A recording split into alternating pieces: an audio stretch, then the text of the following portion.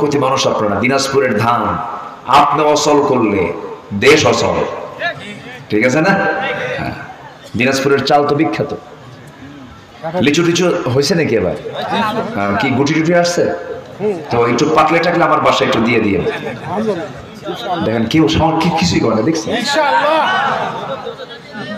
গোটা পৃথিবীর কোথাও আপনি এই লিচু পাবেন না যা দিনাজপুরে পাওয়া যায়। আলহামদুলিল্লাহ বলবেন না? আল্লাহ তাআলা কি বরকত আপনার মাটিতে দিয়েছেন। এই মাটি ছাড়া পৃথিবীর কোন মাটিতে এত সুন্দর লিচু হয় না। আলহামদুলিল্লাহ বলেন। এক লিচুর দাম 10 টাকা, আছে না? 1000 টাকা শ, 1500 টাকা শ, এত বড় বড় এক একটা লিচু আল্লাহ তাআলা দিয়েছেন। কেন দিয়েছেন? বান্দা খাবি, আমার নামটা নিস, আমি খুশি হয়ে যাব। যেরকম সুবহানাল্লাহ। দিনাজপুরের লিচু, রাজশাহীর কি? রাজশাহীর কি?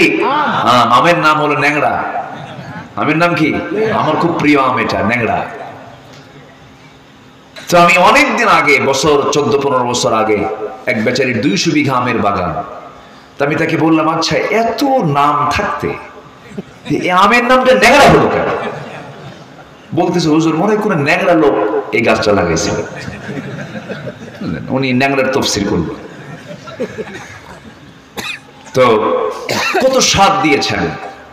আমের জাত কত, গোপাল ভোগ, রাজভোগ, রানী ভোগ, খিরসা, আম্রপালি, হাড়ি ভাঙ্গা, মাজা ভাঙ্গা, আছে না নাই? আছে না নাই?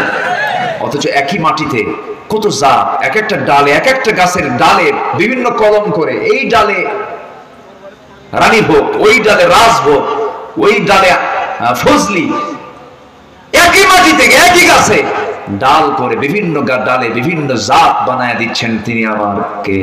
আল্লাহ। তিনি আমার কে? আল্লাহ তাআলা। সম্মানিত ভাইয়েরা, সে আল্লাহকে ভুলে যাওয়া যাবে?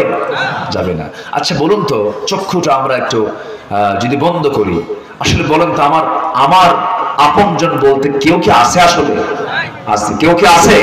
নাই। আমার এক আত্মীয় এখানে বসে আছে। আমি তাকে মাঝে মাঝে একটা প্রশ্ন করি, সে মাথায় রাখি কিনা জানি না।